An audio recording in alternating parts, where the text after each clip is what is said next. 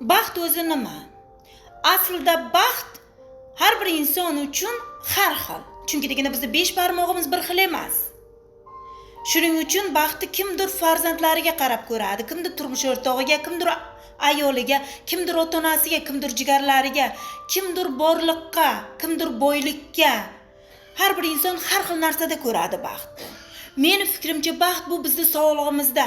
Chunki deganda mana bizda qancha mingtadan ko'p orzularimiz, 1000tadan ko'p niyatlarimiz, har xil narsalarimiz mana bu ongimizda, qalbimizda bor. Lekin biz sog'lig'imizni yo'qotgandan keyin bizda bittagina dardimiz va bitta orzuyimiz, niyatimiz shu bo'ladiki, o'sha sog'lig'imizni qaytarish. Ko'ryapsizmi? Baxt bu biz sog'lom ekanligimiz, yuryapmiz, ko'ryapmiz, eshityapmiz, gapiryapmiz. Mana buni o'zi baxt emasmi?